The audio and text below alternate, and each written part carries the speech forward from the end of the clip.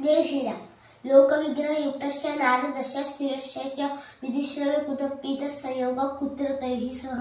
याचा अर्थ असा होतो की लोकविग्रहाने युक्त असणारे नारद यांनी शुकाचार्यांची 7 दिवस कथा कस काय ऐकली. आणि याच्यात पण ब्रह्मदेवाचा श्राप होता की एका घडीच्या अगोदर नारद मुनी एका ठिकाणी थांबू शकत नव्हते.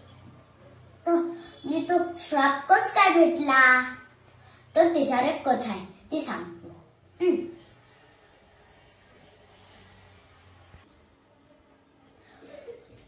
हे नारद मुनी आहेत की नाही, नारद मुनी जात होते बद्रीनाथवरून भ्रमण करत.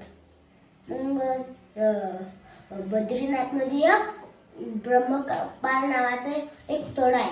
तिथे एकदा पिंडदान केलं की डबल कराच नाही लागत. त्याला म्हटले काय सुरू असेल बा इथं आता. मग नारद मुनी खाली आले आणि तिथल्या एका ब्राह्मणाने विचारलं की का हो बा हे काय सुरू आहे. मग त्याने म्हटलं की पिंडदान सुरू आहे बा. पिंडदान कशाला असते. पितराईले नाही वडिलांनिमित्त. आणि त्याने म्हटलं नारद मुनी म्हटलं की मला बी करून आहे. मग ब्राह्मणाने म्हटलं बर बसा. मग मंत्र सुरू झाले. ब्रह्मदेव तृप्यंताम. तितक्यात वधरून ब्रह्मदेवही जात होते. मग ब्रह्मदेवाला वाटलं की काय करायला वाटते हा तर आपलाच नारद वाटते. नारद मुनी ब्रह्मदेवाचे पुत्र होते. हा तर आपलाच नारद वाटते. मग त्याने खाली जाऊन पाहिलं का रे काय करायला. नारद मुनींनी म्हटलं की थांबा जरा बसायचं. मग म्हटलं की डबल ब्रह्मदेव तृप्यंतान. का रे नार्या काही लाज वाटते. तुझ्या बाप अजून मी जिताय, अजून माये बाप विष्णुदेव जिताय आणि तू जित्यापणी माई पिंड घालायला लागला. मी तुला श्राप देतो की तू शिदाच उभा राहायची एकदम स्टॅच्यू मूर्तीवाली. बाकीच्या देवाला आता काय करा. नारद मुनीच तर गज पेटवायचे काम करतात. आता हे अजून एक कारण आहे. याने सांग काय कारण. भांडण लावून द्यायचं. भांडण लावून कसं सगळे गोड गोड वागतील. मग सगळ्या देव ब्रह्मदेवाजवळ गेले तिथं. मग ब्रह्मदेवा म्हटली काय आता गंज पेटवायचे काम तर नारद मुनीच करतात. अजून भांडण कस काय भांडण लावून द्यायचं काम बी याच्याकडेच आहे. मग काय करा आता. बर ब्रह्मदेवाने म्हटली बर. मग असं सांग पायापासून असं शेंडीला घेतली. शेंडीला हात लावला. मग तो सगळा श्राप शेंडीमध्ये गेला. मग ते सगळं म्हणून नारद मुनीची शेंडी त्राटची त्राट असते. हे झाली त्याला हा श्राप कस काय भेटला. अजून एक कथा आहे ती. अजून एक कथा आहे ते सांगतो आता. हे गाढव ऋषी सांगताय एका नदीत स्नान करत होते. तर मग ते स्नान झाल्यावर ते अर्घ्य देत असतात की सूर्याला तर ते देत होते. देतच होते तर वधरून अचानकच अर्धा पाण्याचा तुकडा थुकेल त्यांच्या हातात येऊन पडला. त्यांनी म्हटलं की असं करत नाही काय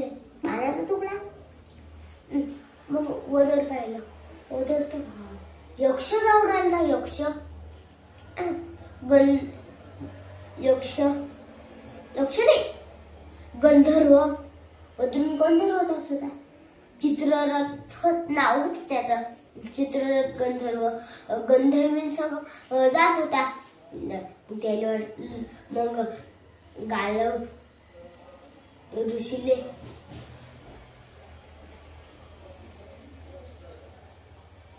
ऋषीने वाटलं की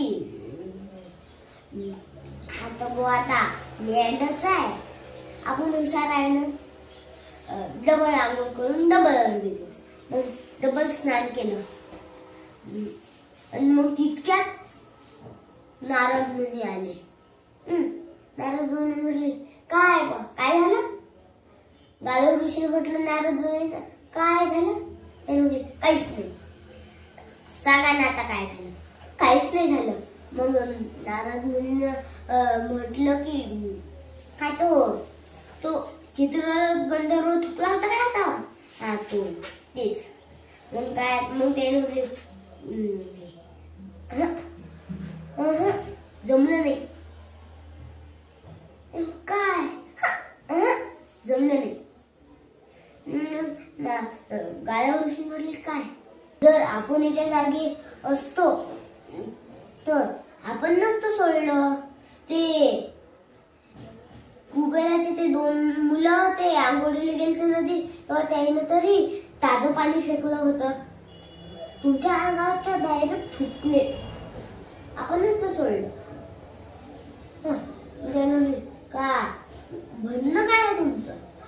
कारण म्हटलं की हो, तुमचं तप कमी आहे. म्हणून म्हटलं. मग गालव ऋषी भडकतात. मग गालव ऋषी राग येते. मग गालव ऋषी हाती पाणी घेऊन चित्ररथ गंधर्व श्राप द्यायला जातात. तो नारद मुनी हात पकडतात. थांबा. आता तरी विष्णूचा अवतार कृष्णा इथे हाय बुवा, आता त्याला सांगा ना. गालव ऋषीने म्हटलं बर. मग कृष्णाजवळ गेले. मग कृष्णाला म्हटलं की त्या गंधर्वावरून जात होता. मग कृष्णा म्हणतात, भगवान श्रीकृष्ण म्हणतात की हा ना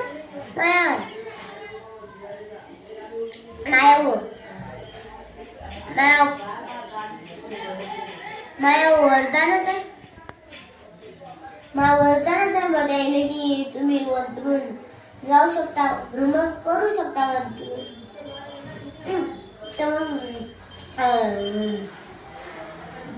मग ते गालव ऋषी म्हटली डायरेक्ट तो माझ्या हातावर पाण्याचा तुकडा थुकला. मग भगवान श्रीकृष्णांनी म्हटलं की बर काय ते मॅडम तुम्ही हुशार ना, जाऊ द्या. मग गालव ऋषींनी म्हटली शिक्षा द्या त्याला. मग कृष्णा म्हणतात की बर की भेटल्यावर कोणाक बोलू. मग गालव ऋषींनी म्हटले त्याला मृत्यूदंड द्या, अशी प्रतिज्ञा करा.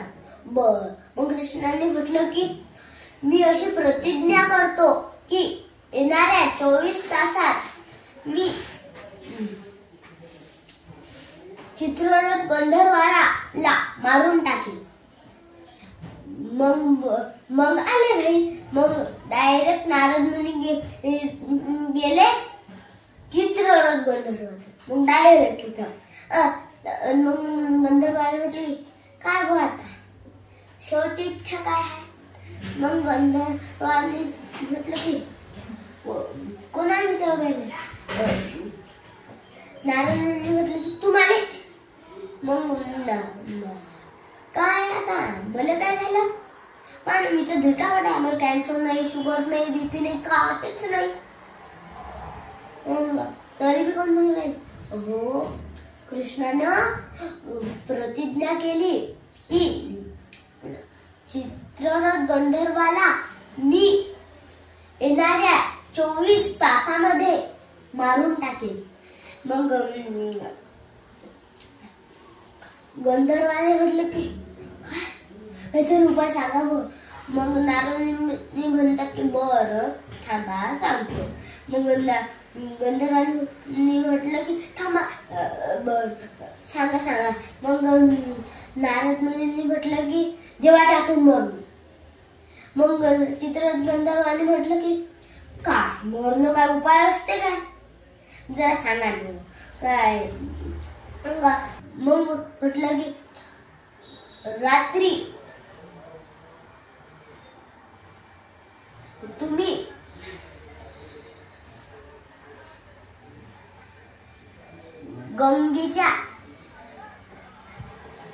गंगेच्या काठी जाता.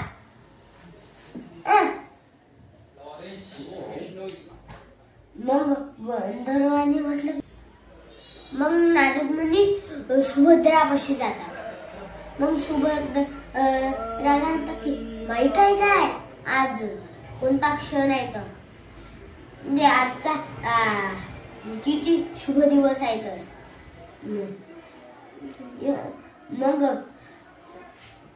सुभद्राने म्हणजे याचा एकदम भारी क्षण आहे. जर यमुनेत स्नान केलं रात्री तर पुण्य भेटते. मग सुभद्राने म्हटलं की बरं म्हणजे असं रात्री जा लागते. मग त्याने म्हटलं नाही तुम्ही तर काही जाऊ नाही शकत, तुम्ही तशा मी भीते आहे मला माहित आहे, म्हणजे मी कोणाची पत्नी आहे अर्जुनाची डायरेक्ट.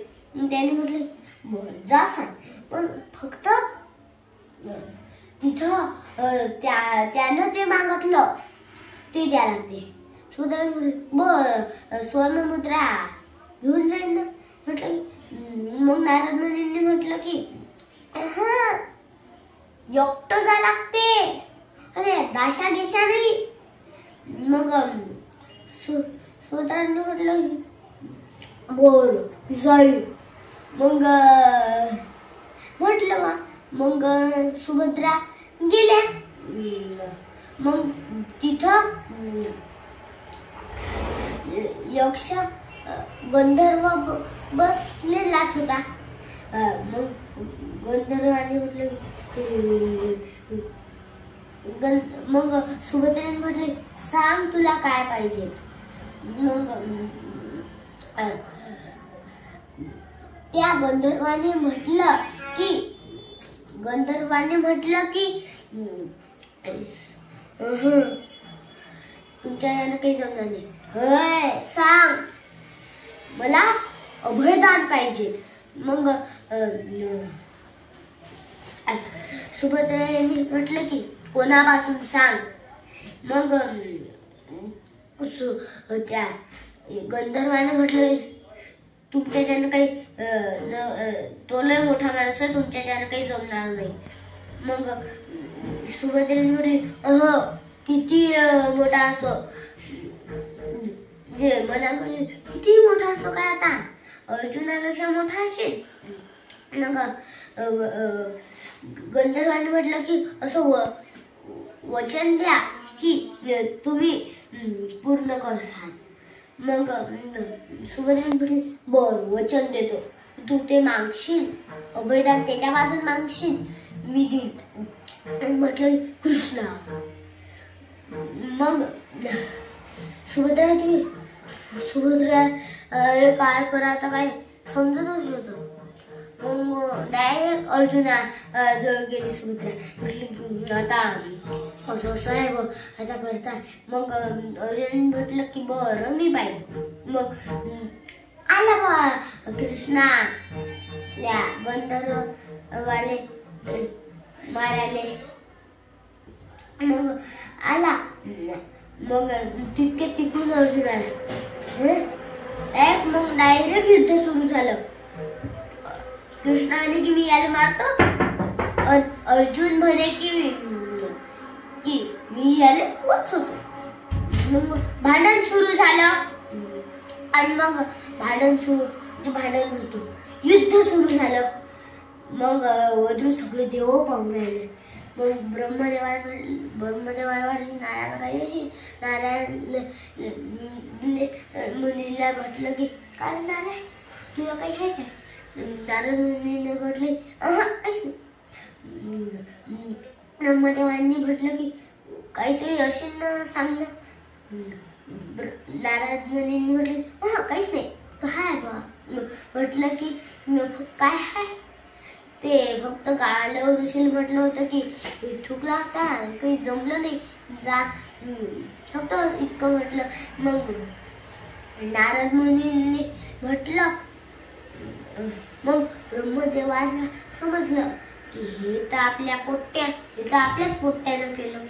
मग ब्रह्मदेवाने नारद मुनींना म्हटलं की तुला सुरुवात केली ना याचा जी शेवट बी तूच कर जा. पण की हे वचन कृष्णापासून वापिस घ्या. मग गायब ऋषींना नारद मुनी म्हटलं की आता काय हे वचन मागे घ्या कृष्णापासून. मग कृष्णापासून वचन मागे घेतलं गायब ऋषींनी. मग युद्ध थांबलं. मग जर युद्ध सुरू राहिलं असतं तर शेवटी कोण हरलं असतं? अर्जुन. कारण की भक्तापुढे देव पण छोटा पडतो. जय